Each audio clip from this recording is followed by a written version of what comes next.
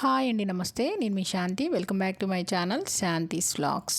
ఈరోజు వీడియోలో సంక్రాంతి పండుగ వచ్చేస్తుంది కదండి. అందరం పిండి వంటలు చేసుకుంటూ ఉంటాం కదా. అలానే చెక్కలు, కజ్జికాయలు, గవ్వలు ఇలాంటివి రకరకాలుగా చేసుకుంటూ ఉంటాం కదా. నేనైతే ఈ వీడియోలో పప్పు చెక్కలను ఎలా చేయాలో చూపించబోతున్నాను. అలానే కేజీ బియ్య పిండికి 100కు పైన పప్పు చెక్కలు వస్తాయండి. ఇలా చిన్న చిన్న ట్రిక్స్ పాటిస్తూ చాలా రుచిగా, పైన క్రిస్పీగా, గుల్లగా, కరకరలాడుతూ చాలా బాగా వస్తాయి. కొంతమందికి చెక్కలు చేస్తూ ఉంటే మందంగా వస్తూ ఉంటాయి కదండి. కొంతమందికి మందంగా వచ్చి చెక్కలు సరిగ్గా రావు. మనం తినేటప్పుడు కరకరలాడుతూ క్రిస్పీగా ఉండాలన్నా ఈ చిన్న చిన్న ట్రిక్స్ పాటిస్తూ చాలా చక్కగా ఈజీగా చేసేసేయచ్చు. చూడండి, ఇట్లా చేత్తో పట్టుకొని విరిపామంటే ఈజీగా విరిగిపోతాయి. టేస్ట్ కూడా చాలా బాగుంటుంది. మరి ఇంకెందుకంటే ఆలస్యం, పప్పు చెక్కలను ఎలా చేయాలో చూసేద్దామా. వీడియోలోకి వెళ్లే ముందుగా నా వీడియోని లైక్ చేయండి, షేర్ చేయండి. అలానే నా ఛానల్ని సబ్స్క్రైబ్ చేయడం మర్చిపోకండి. ముందుగా పప్పు చెక్కల కోసం మనం పచ్చిశనగపప్పు నానబెట్టుకోవాలి. ఒక బౌల్ తీసుకొని ఆ బౌల్లోకి నేను ఇక్కడ 50 గ్రాముల పచ్చిశనగపప్పు వేసుకున్నాను. ఇలా పచ్చిశనగపప్పు వేసుకొని మునిగేంత వరకు నీళ్లు పోసుకొని ఒక గంట పాటు నానబెట్టుకోవాలి. తర్వాత పప్పు చెక్కల కోసం పిండి కలుపుకోవడానికి ఇలా ఒక వెడల్పాటి ప్లేట్ తీసేసుకుని ఆ ప్లేట్లోకి ఇందులో పిండి జల్లెడ పెట్టేసేసుకోవాలి. ఇలా పిండి జల్లెడ పెట్టేసేసుకొని అందులోకి ముందుగా నేను ఇక్కడ 1 కప్పు బియ్యపిండి వేసుకుంటున్నాను. బియ్యపిండి వేసేసుకొని ఇప్పుడు ఈ బియ్యపిండిని జల్లించేసేసుకోవాలి. ఈ పిండి వెయిట్లో వచ్చేసి 1 కప్పు పావు కేజీ బియ్యపిండి ఇలా వేసేసుకొని జల్లించేసుకొని మళ్ళీ మరొక కప్పు పిండి కూడా వేసేసుకొని ఇప్పుడు ఈ పిండిని కూడా జల్లించేసేసుకోవాలి. అలానే ఈ పిండిని నేను ఇంట్లో రేషన్ బియ్యం ఉంటాయి కదండి, ఆ రేషన్ బియ్యాన్ని పిండి పట్టించేసేసి ఈ విధంగా వాడుకుంటున్నాను. ఇలా మరొక కప్పు కూడా వేసేసుకొని ఈ పిండిని కూడా జల్లించేసేసుకోవాలి. ఇక్కడ నేను మొత్తం 3 కప్పులు వేసుకుంటున్నాను. ఇప్పుడు మళ్ళీ 4వ కప్పు కూడా వేసుకుంటున్నాను. ఈ 4వ కప్పు కూడా వేసేసుకొని పిండి మొత్తం జల్లించేసేసుకోవాలి.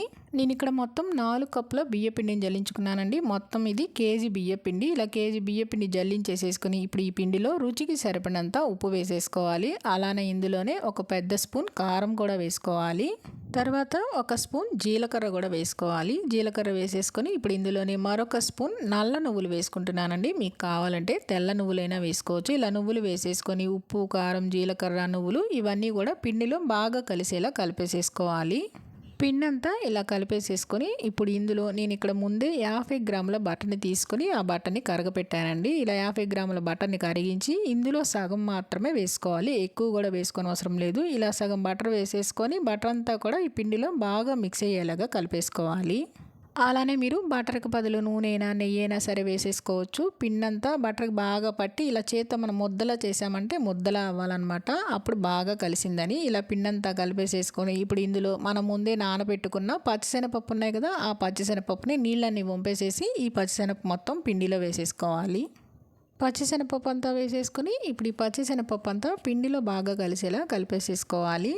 ఇలా పొడి పిండి కలుపుకునేటప్పుడే మనం వేసుకునే ఉప్పు, కారం కానీ, పచ్చిశనగపప్పు కానీ ఇవన్నీ ముందే వేసేసుకొని కలిపేసేసుకోవాలి. ఇలా కలిపేసేసుకొని ఇప్పుడు ఇందులో కొద్దిగా నీళ్ళని పోసుకోవాలి. ఇవి చల్లటి నీళ్ళేనండి, మామూలు వేడి చేసే నీళ్ళు కూడా కాదు.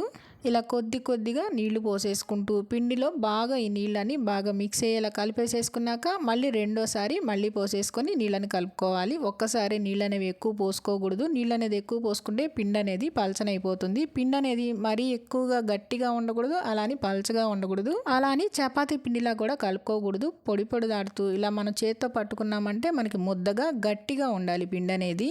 మరి నీళ్ళు అనేది ఎక్కువ పోసి కలుపుకున్నా పిండి అనేది పలచనయ్యి చెక్కలు అనేవి కరెక్ట్గా రావు. ఇలా పిండి అనేది సాఫ్ట్గాను ఉండాలి, గట్టిగాను ఉండాలి. పిండి అంతా కలిపేసేసుకున్నాక కన్సిస్టెన్సీ అనేది చూడండి, ఇలా ముద్దలా చేసుకుంటే మనకి ముద్దలా అవ్వాలి. అలా అనేది సాఫ్ట్గా ఉండాలి. చూడండి, పిండి ఈ విధంగా బాగా మిక్స్ చేసుకుంటే మనకి బాగా చెక్కలు అనేవి వస్తాయి. పిండి అంతా కలిపేసేసుకున్నాక ఇప్పుడు మనకు కావాల్సిన సైజులో కొద్దిగా పిండిని తీసుకొని రౌండ్ బాల్స్ లాగా చేసేసుకొని పక్కన పెట్టేసుకోవాలి. నేనైతే ఈ సైజులో చేస్తున్నానండి. ఇలా కొద్దిగా పిండిని తీసుకుంటూ మనకి ఎన్నైతే ఒక వాయికి సరిపడిన చెక్కలు కావాలో అన్ని బాల్స్ని రెడీ చేసి పెట్టుకోవాలి. అలానే పిండి మొత్తం ఒక్కసారే బాల్స్లో చేసుకొని రెడీగా పెట్టుకోకూడదు. మనకు కావాల్సిన సైజులో కొన్ని బాల్స్ మాత్రమే చేసేసుకుని మిగిలిన పిండి మీద ఒక తడి క్లాత్ కానీ లేకపోతే ఇలా కర్చీఫ్ కానీ తీసుకొని తడిపేసి ఆ తడి క్లాత్ పిండి మీద వేసేసుకోవాలి.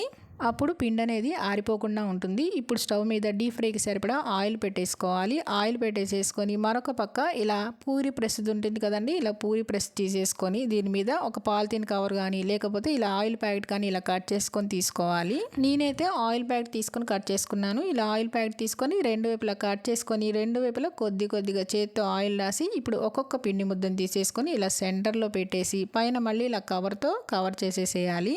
పైన మళ్ళీ ఆయిల్ రాసిన కవర్ పెట్టేసేసి ఇలా లైట్గా ప్రెస్ చేసేస్తే సరిపోతుంది. మరీ గట్టిగా ప్రెస్ చేయకూడదు. ఇలా లైట్గా ప్రెస్ చేసేసి పైన ఉన్న కవర్ తీసేసామంటే చూడండి చక్కగా చెక్క అనేది పల్చగాను వచ్చింది, చాలా చక్కగా రౌండ్ షేప్లో వచ్చేసేసింది.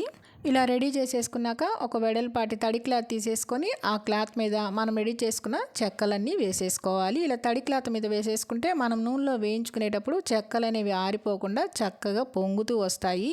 అలానే చెక్కలు అనేవి ఆరిపోకుండా క్రిస్పీగా కరకలాడుతూ చాలా బాగా వస్తాయి. మళ్ళీ ఇలానే ఒక్కొక్క ఉండని తీసేసుకొని ఆయిల్ రాసేసుకొని కవర్కి పైన కవర్ పెట్టేసి లైట్గా ప్రెస్ చేసామంటే ఈ విధంగా పల్చగా వస్తాయి. ఇప్పుడు ఈ చెక్కను తీసేసి తడి క్లాత్ మీద వేసేసుకోవటమే.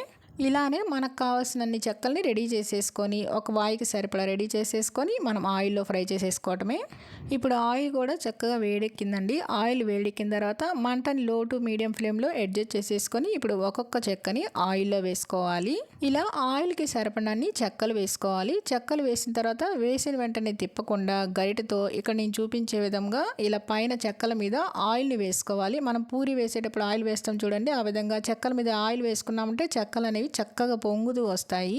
ఒకవైపు ఎర్రగా వేగిన తర్వాత రెండో వైపు తిప్పేసేసుకొని రెండు వైపులా ఎర్రగా వేగేంత వరకు వేయించేసేసుకోవటమే. క్రిస్పీగా వేగేంత వరకు వేయించేసేసుకొని ఆయిల్లోంచి తీసేసుకోవటమే. ఎక్సెస్ ఆయిల్ అంతా తీసేసుకొని వీటిని ఒక ప్లేట్లోకి వేసేసుకోవటమే. ఇలా చిన్న చిన్న ట్రిక్స్ పాటిస్తూ చేసామంటే చెక్కలు అనేవి పొంగుతూ చాలా బాగా వస్తాయి.